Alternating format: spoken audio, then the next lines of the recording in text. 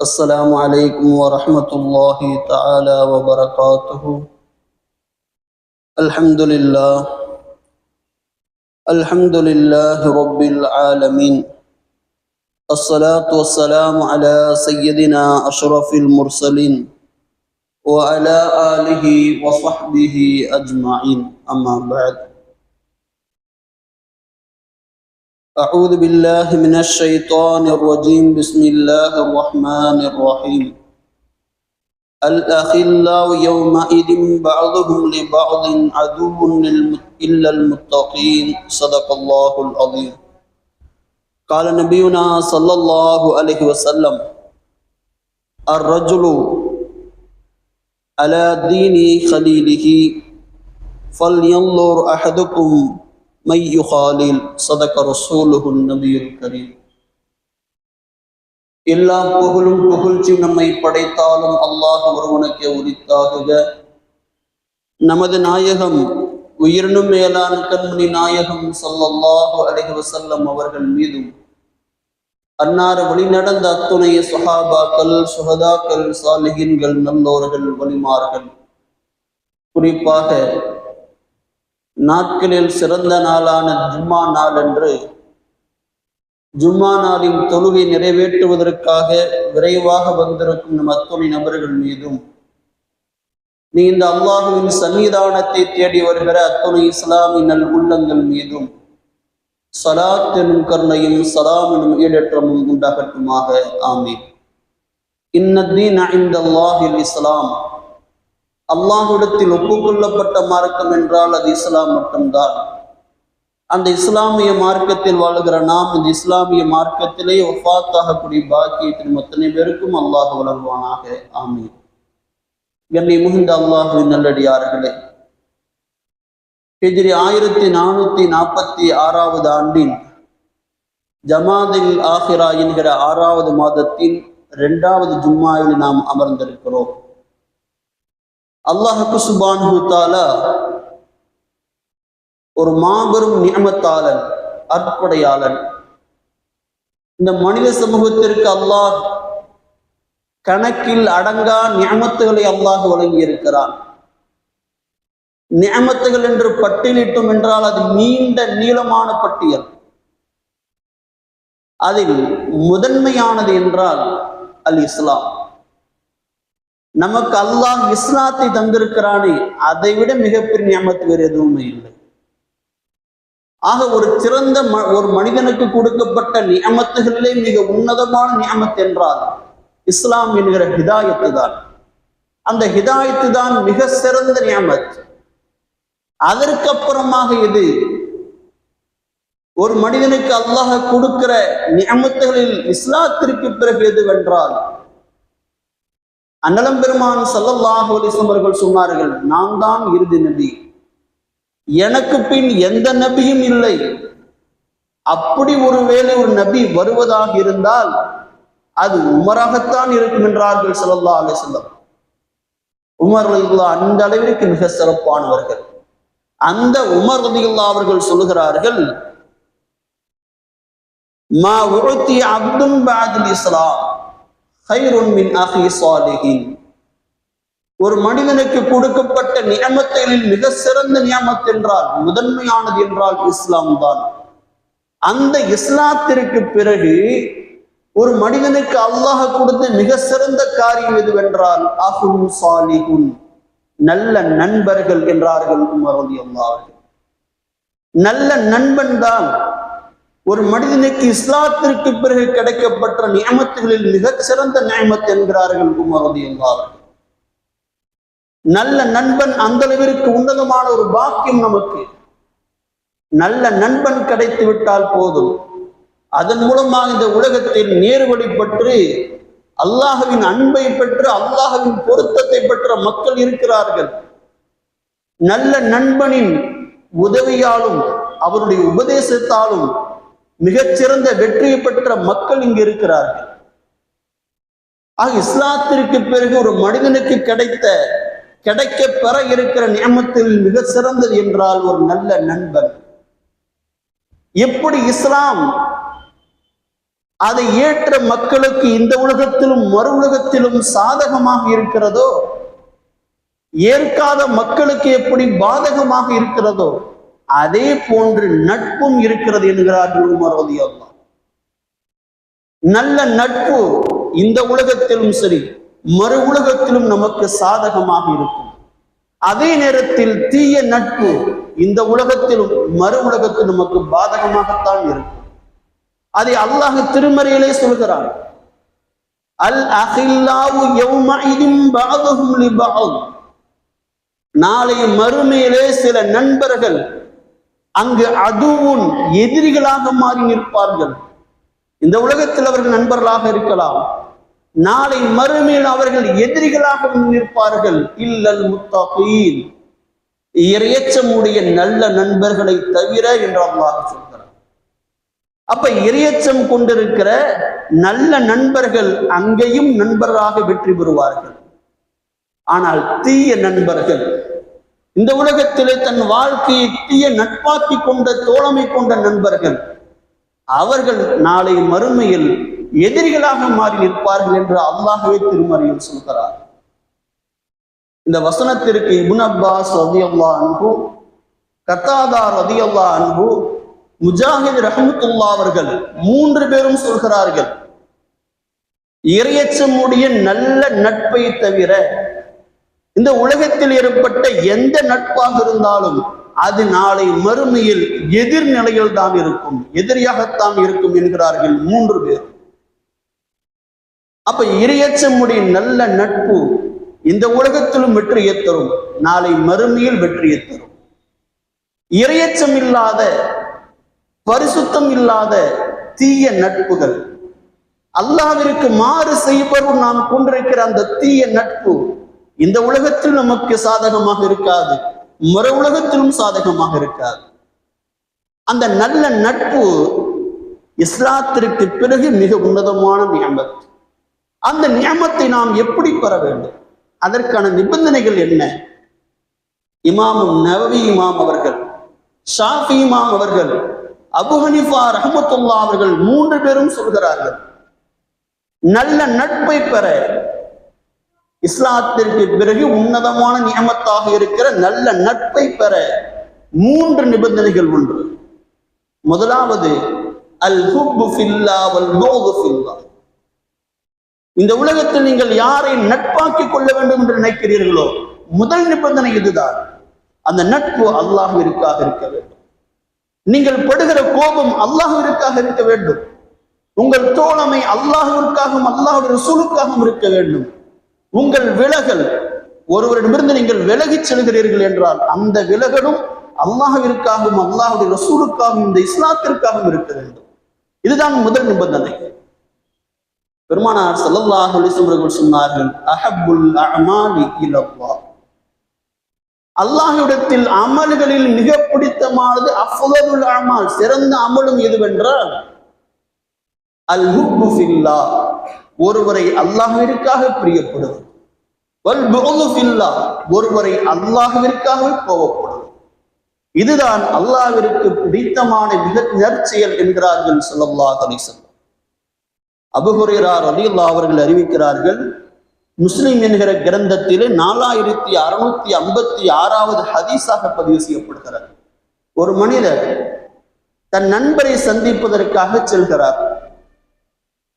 அவரை சோதிக்க வேண்டும் என்பதற்காக அல்லாஹ் என்ன செய்கிறார்? ஒரு மலக்கை தூதுவராக அனுப்புகிறார். அவர் வருகிறார். வந்தவர் அந்த மனிதரை பார்த்து கேட்கிறார், சகோதரரை எங்கே செல்கிறீர்கள்? ஐன துரிது, நீங்கள் எதை நாடி செல்கிறீர்கள்? எதற்காக, எந்த நோக்கத்திற்காக செல்கிறீர்கள்? அப்ப அவர் சொல்கிறார், என் நண்பனை சந்திப்பதற்காக செல்கிறேன். அந்த நண்பனிடம் ஏதாவது வேலை இருக்கிறதா, வேற ஏதாவது நோக்கத்திற்காக உங்கள் நண்பனை நீங்கள் சந்திக்க போகிறீர்களா என்று கேட்கிறார் அந்த வானவர். அந்த மனிதர் சொல்கிறார், எந்த இதற்காகவும் அல்ல, எந்த நோக்கமும் அல்ல, அவரை நான் அல்லாஹ்விற்காகவே பிரியப்பட்டேன். அஹ்பப்துஹு ஃபில்லாஹ், அவரை நான் அல்லாஹ்விற்காகவே பிரியப்பட்டேன், அதனால் அவரை சந்திக்க செல்கிறேன். உடனே அந்த வானவர் சொல்வார், மனிதரே, அல்லாஹ் உன்னை சோதிக்க அனுப்பினான். அல்லாஹின் புறத்திலிருந்து அனுப்பப்பட்ட ஒரு வானவர் நான்.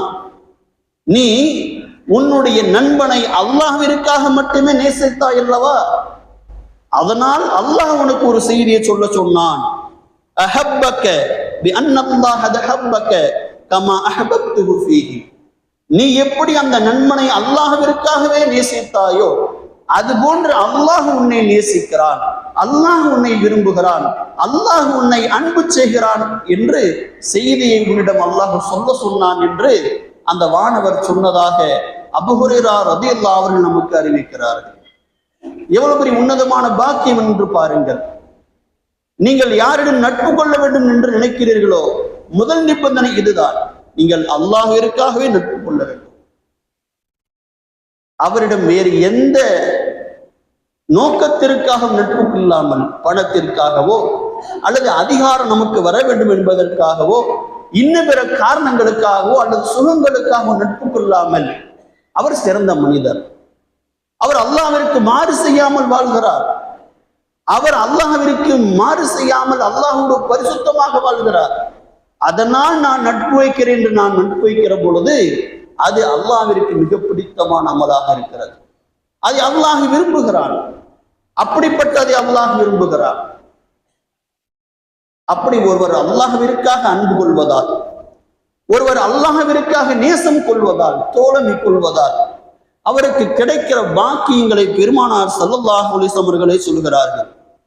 நாளை மறுமையில் அல்லாஹ் தஆலா கேட்பார், ஐனல் முத்தஹாபூன் லி ஜலாலி.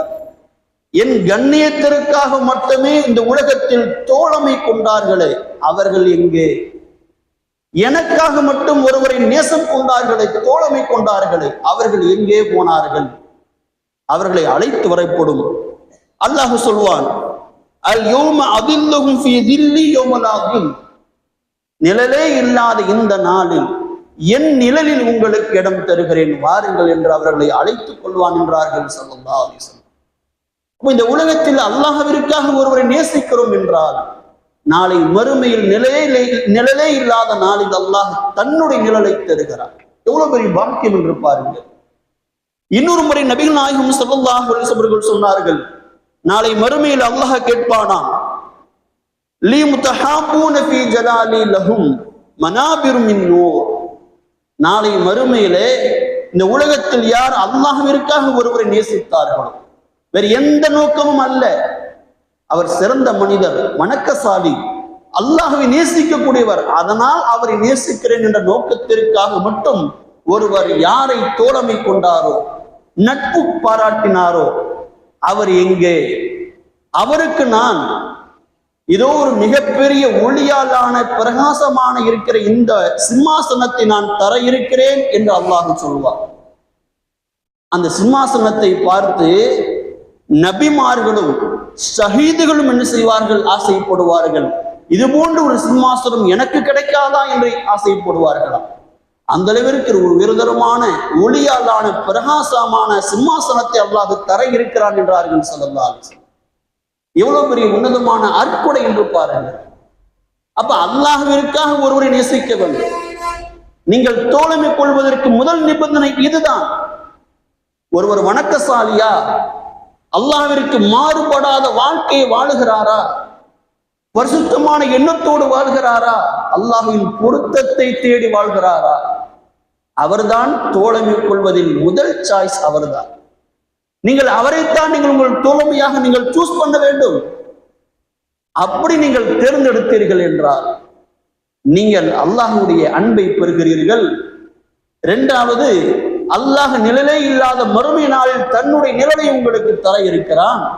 ஒளியாலான சிம்மாசனம் உங்களுக்காக காத்து கொண்டிருக்கிறது. அப்ப முதல் நிபந்தனை, நீங்கள் அல்லாஹ்விற்காக ஒருவரை நீங்கள் தோழமை கொள்ள வேண்டும்.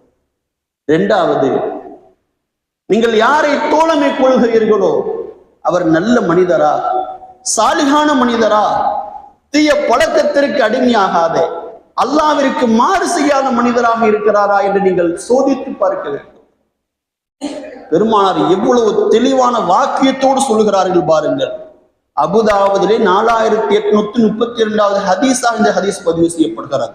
நாயகம் சொல்கிறார்கள், லா துசாஹிப் இல்லா முஃமினா, நீங்கள் தோழமை கொள்ளாதீர்கள் முஃமின்களை தவிர வேறு யாரிடமும் தோழமை கொள்ளாதீர்கள். எவ்வளவு அழகான வாக்கியம் என்று பாருங்கள். முஃமின்களை தவிர வேறு யாரிடமும் நீங்கள் தோழமை கொள்ளாதீர்கள். இங்கு இறை மறுப்பாளர்களை அல்லாஹ் சொல்லவில்லை, ரசூல் சொல்லவில்லை. முஸ்லிம் வெறுமன லா இலாஹ இல்லல்லாஹ் முஹம்மது ரசூலுல்லாஹ் என்று கலிமா சொன்ன முஸ்லிம் அவரை மட்டும் அவரை சொல்லவில்லை. நாயகம் யாரை சொல்கிறார்கள்? முஃமின் என்று சொல்கிறார்கள். முஃமின் யார்? அல்லாஹ்வை முழுமையாக நம்பிக்கை கொண்டு ஈமானை உறுதிப்படுத்தி கொண்டவர், இந்த இஸ்லாத்தின் மீது தன்னுடைய சிரத்தை சிறப்படுத்தினவர், வலுப்படுத்தியவர், அல்லாஹ்விற்காக எதையும் செய்ய எண்ணியவர், ஈமான் குவத்து உள்ளவர். இபாதத்துகளை செய்தால்தான் ஈமான் குவத்தாகும். அப்போ ஒரு வணக்கசாலி, ஒரு முஃமின், அல்லாஹ்விற்காக எதையும் செய்யும் எண்ணம் கொண்டவர். அப்படிப்பட்ட முஃமினைத்தான் நீங்கள் தோழமை கொள்ள வேண்டும். இஸ்லாத்தில் இருக்கிறார், அவர் பாவியாக இருக்கிறார் என்றால் அவரிடம் நீங்கள் தோழமை கொள்ளக்கூடாது. சொல்கிற வாக்கியத்தை கவனியுங்கள். முஃமினை தவிர வேறு யாரிடமும் நீங்கள் தோழமை கொள்ளாதீர்கள், வேறு யாரையும் நீங்கள் நண்பனாக ஆக்காதீர்கள் என்கிறார்கள் ஸல்லல்லாஹு அலைஹி வஸல்லம். இன்னொரு முறை பெருமானார் ஸல்லல்லாஹு அலைஹி வஸல்லம் அவர்கள் சொன்னதாக அபூ ஹுரைரா ரலியல்லாஹு அவர்கள் அறிவிக்கிறார்கள்.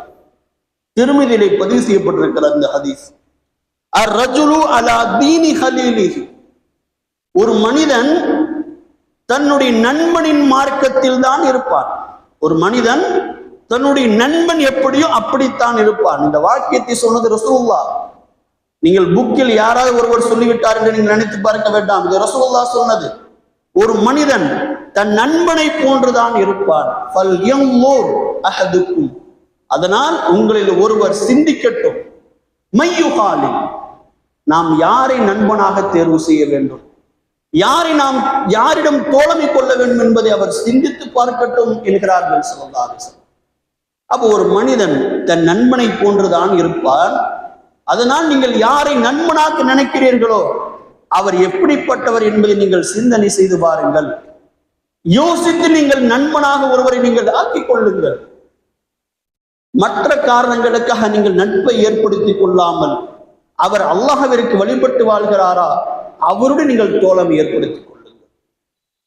சொல்வார்களே, பூவோடு சேர்ந்து நாரும் மணக்கும் என்பார்கள்.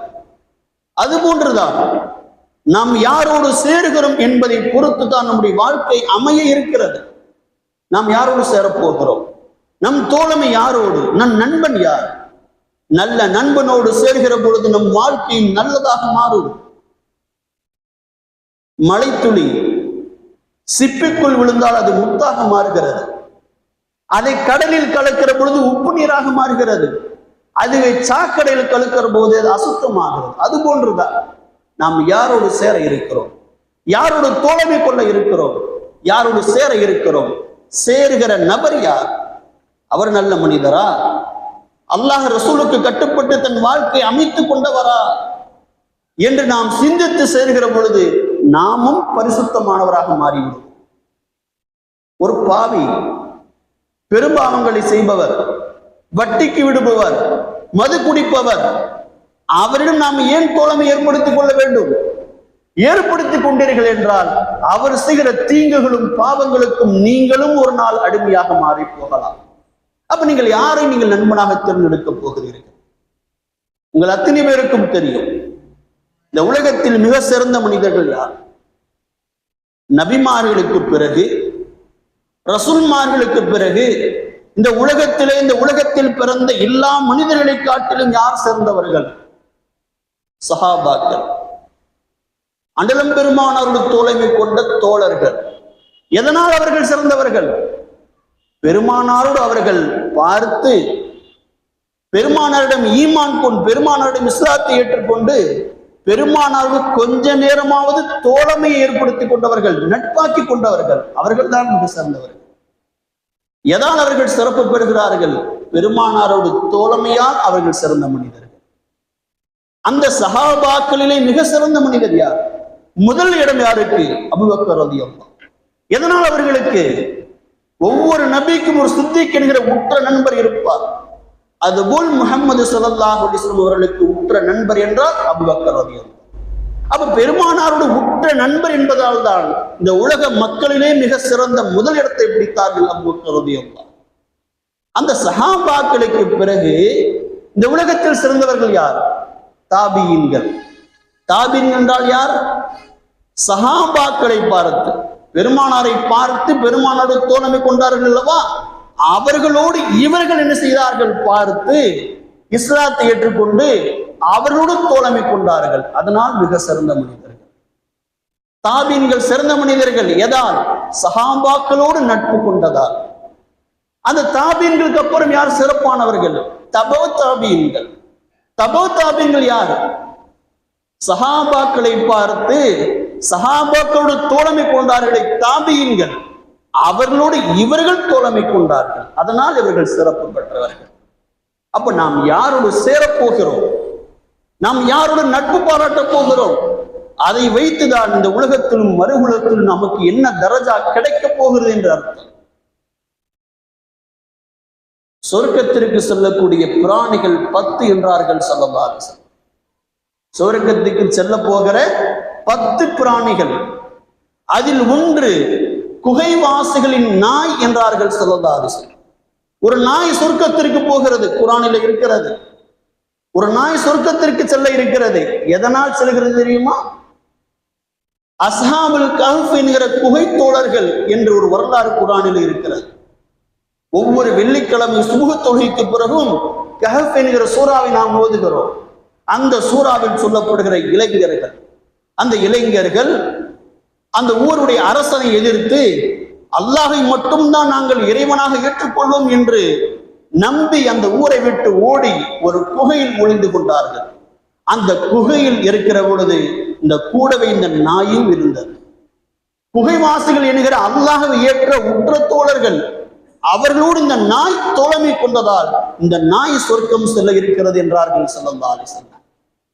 இப்ப எவ்வளவு பெரிய ஆளாக இருந்தாலும், எவ்வளவு பெரிய மட்டகரமான ஆளாக இருந்தாலும், அவர் உன்னதமான மக்களோடு சேர்கிற பொழுது அவருக்கும் உன்னதத்தை அல்லாஹ் தருகிறார். அப்ப நாம் யாரோடு சேர இருக்கிறோம், நம்முடைய நட்பு யாரிடம் இருக்க போகிறது என்பதை இளைஞர்களும் பள்ளி மாணவர்களும் யோசிக்க வேண்டும். புகாரிலே பதிவு செய்யப்பட்டிருக்கிற ஒரு நீண்ட ஹதீஸ், புகாரிலே 6408 இந்த ஹதீஸ் பதிவு செய்யப்பட்டிருக்கிறது. அல்லாஹ்வை துதிக்கிற இறைநேசர்கள் குறித்து அந்த சம்பவம் வருகிறது. அல்லாஹ்வை திக்ர் செய்கிற ஒரு கூட்டம் அல்லாஹ்வை திக்ர் செய்கிறார்கள். நீண்ட ஹதீஸ். அல்லாஹ் சொல்கிறான் மலக்குமார்களை பார்த்து, இவர்கள் என்னை துதிக்கிறார்கள், இவர்களுக்கு நான் அஷ்ஹதுக்கும் உங்களை நான் சாட்சியாக ஆக்குகிறேன், இவர்களை நான் மன்னித்து விட்டேன், அவருக்கு உங்களை சாட்சியாக ஆக்குகிறேன் என்று மலக்குமார்களை பார்த்து சொல்கிறார். திக்ர் செய்கிற கூட்டம் அவர்களை நான் மன்னித்து விட்டேன் என்று அல்லாஹ் சொல்கிறான். அப்போ ஒரு வானவர் கேட்கிறார், யா அல்லாஹ், ஃபீஹிம் ஃபுலானுன் லைஸ மின்ஹும், இந்த கூட்டத்துல இந்த திக்ர் செஞ்ச அல்லாஹ்வை திக்ர் செய்த தஸ்தீக் செய்த கூட்டத்தில் ஒரு மனிதர் இருக்கிறார். அந்த மனிதர் உன்னை திக்ர் செய்தவர் அல்ல, வேறு யார் தெரியுமா? இன்னமா ஜாஅ லிஹாஜத்தி, ஒரு தேவைக்காக பள்ளிவாசலுக்கு வந்தாரு. திக்ர் செஞ்ச இந்த மனிதரோட சும்மா உட்கார்ந்துக்கிட்டார், திக்ர்லாம் செய்யல. வேறொரு தேவைக்காக பள்ளிக்கு வந்தவர் திக்ர் செஞ்ச இந்த மக்களோடு அவர் உட்கார்ந்து கொண்டார். அவருக்குமா பாவ மன்னிப்பு உண்டு என்று கேட்பார்கள் மலக்குமார்கள். அப்ப அல்லாஹ் சொல்லுவார், திக்ர் செய்கிற உன்னத மக்களோடு அவர் சேர்ந்து கொண்டார் அல்லவா, அதனாலே அவருடைய பாவத்தை நான் மன்னித்து விட்டேன் என்றான் அல்லாஹ் சுப்ஹானஹு வ தஆலா. யோசித்து பாருங்கள், ஒரு மனிதர் திக்ர் செய்கிற மக்களோடு சேர்ந்தார், திக்ர் செய்யவில்லை, சேர்ந்தார், அதனாலே அல்லாஹ் தஆலா அவருடைய பாவத்தை மன்னித்து விட்டான் என்றால் நாம் யாரோடு சேரப் போகிறோம், நாம் யாரோடு தோழமை காட்டப் போகிறோம், யாரை நண்பனாக ஆக்கிக் கொள்ளப் போகிறோம்? நல்ல நண்பன் இந்த உலகத்தில் நமக்கு வெற்றியும் தருவான், மறுமையிலும் அவனால் நாம் வெற்றி பெறுவோம். அதே தீய நட்பு, மோசமான நட்பு, அல்லாஹ்விற்கு மாறு செய்கிற மக்களுடைய நட்பு, அல்லாஹை வணங்காத இந்த உலகத்தில் அல்லாஹ்வின் கட்டளைக்கு மாறு செய்கிற மக்களுடைய நட்பு நமக்கு எங்கு போய் முடியும் என்றால் நரகத்தில் தான் போய் முடியும். அதைத்தான் அல்லாஹ் திருமறையில் சொல்கிறார், அல் அகில்லாஹு யௌமஇதின் பஅதுஹும் பிபஅத். சில நண்பர்கள் நாளை மறுமையில் அதுவும் எதிரிகளாக மாறி போவார்கள். இல்லல் முத்தகீன், நல்ல நண்பர்கள், இறையச்சமுடைய நல்ல நண்பர்களை தவிர தீய நண்பர்கள் ஒவ்வொருவரும் இந்த உலகத்தில் உள்ளவர்கள் நாளை மறுமையில் எப்படி போவார்கள்? எதிரிகளாக மாறி போவார்கள். குர்ஆனில் ஒரு 3 வசனம் இருக்கிறது. சூரத்து ஸுஹ்ருஃப் என்கிற அத்தியாயத்திலே வருகிற 3 வசனங்கள். அந்த வசனத்தில் அல்லாஹ் சொல்கிறார், யௌம யஅவ்வு ஸாலிமு அலா யதிஹி யக்கூல் யா லைத்தனி மஅ ரசூலி சபீலா. 27, 28, 29 மூன்று வசனங்கள். 25வது அத்தியாயம் 27, 28, 29 இந்த 3 வசனங்கள். இந்த வசனத்தில் ஒரு நீண்ட சம்பவத்தை அல்லாஹ் சொல்கிறார். அதை பார்த்துவிட்டு பயானை முடித்துக் கொள்ளும். ஒரு மனிதர் சொல்வதாக அல்லாஹ் திருமறையில் சொல்கிறார், நாளை மறுமையில் அவர் என்ன செய்வார் என்றால் கையை பிடிச்சு நெரித்து கொண்டு சொல்வார், எனக்கு வந்த கை சேதமே, ரசூலுல்லாஹி ஸல்லல்லாஹு அலைஹி வஸல்லம் பாதை நான் எடுத்திருக்க வேண்டாமா? யா வைலத்தா லைத்தனி, எனக்கு ஏற்பட்ட கை சேதமே, லம் அத்தஹிது ஃபுலானன் ஹலீலா, இந்த மனிதனை நான் நண்பனாக ஆக்கியிருக்காமல் இருந்திருக்கலாமே, இவனை நான் நண்பனாக ஆக்கிக் கொள்ளாமல் இருந்திருக்கலாமே. எனக்கு நன்மை வந்த பிறகும், எனக்கு இஸ்லாம் நேர்வழி வந்த பிறகும் நான் அதை திருப்பி அனுப்பிவிட்டேன் இந்த ஷைத்தானால் என்று அந்த மனிதர் சொல்லுவார் என்று அல்லாஹ் இந்த வசனத்தை சொல்கிறார். யார் அந்த மனிதர்? தஃப்ஸீர் ரூஹுல் பயானிலே இன்னும் சில தஃப்ஸீர்களில் இந்த வரலாறை பதிவு செய்கிறார்கள். நாயகம் ஸல்லல்லாஹு அலைஹி வஸல்லம் அவர்கள் நபி பட்டம் பெற்ற சமயத்தில் இஸ்லாத்தை எத்தி வைக்கிறார்கள். பகிரங்கமாக எத்தி வைக்கிற சூழ்நிலை. அப்படி எத்தி வைக்கிற பொழுது மக்காவில் 2 நண்பர்கள் இருந்தார்கள்.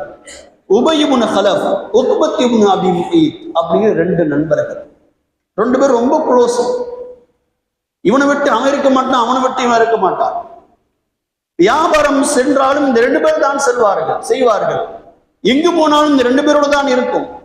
அந்த அளவிற்கு நெருங்கிய நண்பர்கள் உபய் இப்னு கலஃபும் உக்பத் இப்னு அபி முஈத், இந்த 2 பேரும். ஒரு நாள் ஒரு வியாபார சமயமாக இருவரும் கிளம்ப வேண்டிய சூழல். இருவரும் ஒன்றாகத்தான் வியாபாரம் செய்வார்கள். அப்படி கிளம்புற சமயத்துல உக்பத் இப்னு அபி முஈத்துக்கு வீட்டுல ஒரு சின்ன வேலை வந்துருச்சு. சொன்னார், நண்பா நீ முன்னாடி போ, நான் பின்னாடி வந்து சேர்ந்துக்கிறேன். உபய் இப்னு கலஃப் கிளம்பி போயிட்டார். ஊர்ல யார் இருக்கா? உக்பத் இப்னு அபி முஈத் இருக்கிறார். இந்த உக்பா ஒரு நாள் வியாபாரத்திற்கு போக முடியாத சூழல் ஏற்படுகிறது. ஊரிலே தங்கி விடுகிறார். இந்த உக்பா என்ன செய்கிறார்? வீட்டில் ஒரு விருந்து ஏற்பாடு செய்கிறார். அரபுகளை பொறுத்த வரைக்கும் விருந்து ஏற்பாடு செய்து விட்டார்கள் என்றால் விருந்தாளிகளை கண்ணியமாக வைத்திருப்பார்கள், அவ்வளவு கண்ணியம் செய்வார்கள். யாரார் ஒருத்தர் விருந்தாளி சாப்பிடாமல் போயிட்டா அவங்களுக்கு மிகப்பெரிய மான பிரச்சனை. இப்படி ஒரு விருந்து நடக்குது. ரசூலுல்லாஹி ஸல்லல்லாஹு அலைஹி வஸல்லம் அவர்களையும் அழைத்திருக்கிறார். ரசூலுல்லாஹ் இந்த விருந்துக்கு வந்தார்கள், விருந்துக்கு அமர்ந்தார்கள். சாப்பாடு எடுத்து வைப்பதற்கு முன்பதாக உக்பாவிடம் சொன்னார்கள், உக்பா நீ அஷ்ஹது அல்லா இலாஹ இல்லல்லாஹ் வ அஷ்ஹது அன்ன முஹம்மது ரசூலுல்லாஹ், இஸ்லாத்தை ஏத்துக்கோ, அப்பதான் நான் சாப்பிடுவேன், இல்லைன்னா சாப்பிடாம எந்திரிச்சு போயிடுவேன். இப்ப சாப்பிடாம எந்திரிச்சு போயிட்டா மனப்பிரச்சனை அவருக்கு. அதனால என்ன செஞ்சாரு? டக்குன்னு சரிப்பா நான் இஸ்லாத்தை ஏத்துக்கிறேன் அப்படின்னு ரசூலுல்லாஹ் சொன்னதும் இவர் அஷ்ஹது அல்லா இலாஹ இல்லல்லாஹ் வ அஷ்ஹது அன்ன முஹம்மது ரசூலுல்லாஹ் என்று இஸ்லாத்தை ஏற்றுக்கொண்டார். யார்? உக்பா. இஸ்லாத்தை ஏற்றுக்கொண்டு விடுகிறார். ரசூலுல்லாஹ் சபை முடித்து கலைந்து விடுகிறது. யார் வர்றார்? உபய் இப்னு கலஃப் வர்றார். யார்? இவருடைய நண்பர். வியாபாரத்தை முடித்து விட்டு வருகிறார். இந்த செய்தி ஊர் முழுக்க பேசப்படுகிறது. விருந்திலே உக்பா முஸ்லிம் ஆகிவிட்டார் என்கிற செய்தி. நேரா உபய் வந்தார். உக்பாவை பார்த்து கேட்டார், நீ எல்லாம் நண்பனா? எப்படி அவருடைய மார்க்கத்தை நீ ஏத்துக்க போச்சு? என்னிடம் ஒரு வார்த்தை கேட்டிருக்கலாம் அல்லவா? இல்லப்பா இந்த மாதிரி சாப்பாடுல உட்கார்ந்து நேரத்தை நீங்க இந்த மாதிரி சொல்லி என்ன செஞ்சுட்டாரு, எனக்கு ரொம்ப கஷ்டமா போச்சு, அதனால இந்த ஒரு வார்த்தையை சொல்லிட்டேன். உக்பா சொன்னார். உக்பாட்ட உபை இப்னு கலப் சொன்னார், நீ எப்படி இஸ்லாத்தை ஏத்துக்கிட்ட, நீ எப்படி ஆயிப்போச்சு முடிஞ்சு, இப்போ கேட்டுக்க, நீ நேரா போய் முகம்மதை பார்த்து அவருடைய முகத்திலே காரி துப்பி விட்டு இஸ்லாம் மார்க்கம் எனக்கு வேண்டாம் என்று சொல்லிவிட்டு வா.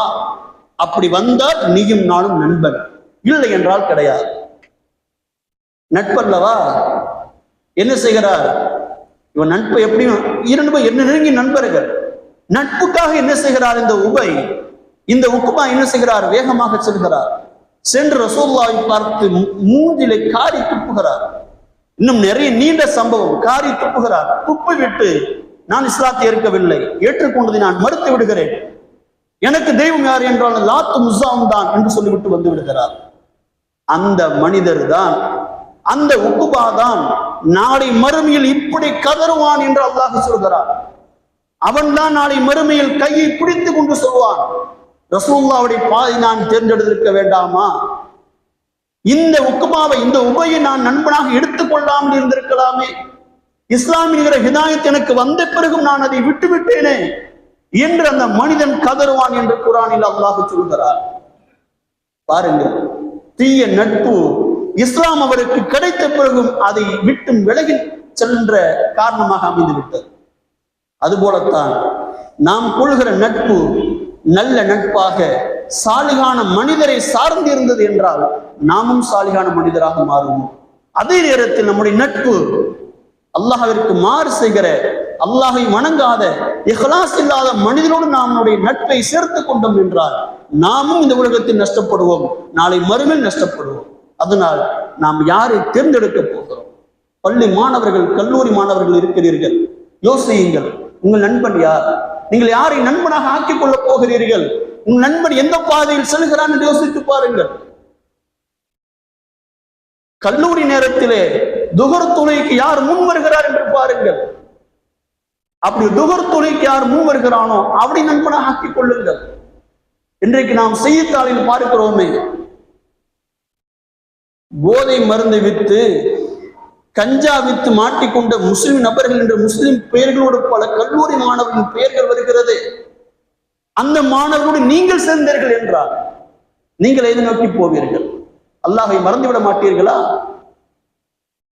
ஆக நாம் கல்லூரியில் பயில்கிற பொழுது நாம் யாரோடு சேரப்போகிறோம்? நாம் யாரை நண்பனாக ஆக்கிக் கொள்ள வேண்டும் என்று நாம் நன்றாக சிந்திக்க வேண்டும். பள்ளி மாணவர்களும் அப்படித்தான். பெருமானுடைய ஆக உச்சகட்டமான வார்த்தை இதுதான், லா துஸாஹிப் இல்லா முஃமினா, முஃமின்களை தவிர வேறு யாரிடம் நீங்கள் நட்பு பாராட்டாதீர்கள். நீங்கள் நட்பு கொள்வதற்கு மிக மிக முதல் தகுதி இரையச்சம் உள்ள முஸ்லிம் கிடையாது. முஸ்லிமை தாண்டி அவர் எப்படிப்பட்டவராக இருக்க வேண்டும்? பரிசுத்தமான ஆளாக, ஈமான் உறுதி கொண்ட மனிதராக இருக்க வேண்டும். அதனால்தான் பெருமானார் முஃமினா என்று சொன்னார்கள். இப்ப யார் அல்லாஹ்விற்கு மாறு செய்யாமல் வாழ்கிறாரோ அப்படிப்பட்ட மனிதர்களைத்தான் நாம் நண்பனாக ஆக்கிக் கொள்ள வேண்டும். காஃபிரை, இறை மறுப்பாளரை தாண்டி முஸ்லிம் என்ற பேரையிலே மட்டும் இருந்து கொண்டு அல்லாஹை வணங்காத மக்களை தாண்டி யார் அல்லாஹ்விற்கு முழுமையாக கட்டுப்பட்டு வாழ்கிறார், யார் அல்லாஹ்விற்கு மாறு செய்யாமல் வாழ்கிறார், அந்த மனிதர்களோடு தான் நாம் நட்பு பாராட்ட வேண்டும். அப்படிப்பட்ட நட்பு நம்மளை சொர்க்கத்திற்கு கொண்டு செல்லும். நாம் சேர இருக்கிற நட்பு தீய நட்பாக இருந்தால், அல்லாஹ்விற்கு மாறு செய்கிற மக்களாக இருந்தால், மாறு செய்கிற மக்களாக இருந்து பரிசுத்தம் இல்லாத மக்களாக இருந்தால் நம்முடைய வாழ்க்கையும் பரிசுத்தம் இல்லாத வாழ்க்கையாக மாறிவிடுவோம். அதனால் நாம் யாரை தேர்ந்தெடுக்கிறோம், யாரை நண்பனாக தேர்ந்தெடுக்க போகிறோம் என்று நாம் நன்றாக சிந்திக்க வேண்டும். கல்லூரி மாணவர்கள் இது விஷயத்தில் மிக ஜாக்கிரதையாக இருங்கள். நாம் சேருகிற ஆட்கள் எப்படிப்பட்ட ஆட்கள்? வீட்டில் இருக்கிற வரைக்கும் நன்றாக இருக்கிறார், கல்லூரிக்கு அவன் ஹாஸ்டலுக்கு செல்கிற பொழுது அங்கு பழகிற தீய நட்புகள், தீய மனிதர்கள், தீய காரியங்கள் அவனை தீய மனிதனாக மாறி செய்து விடுகிறது.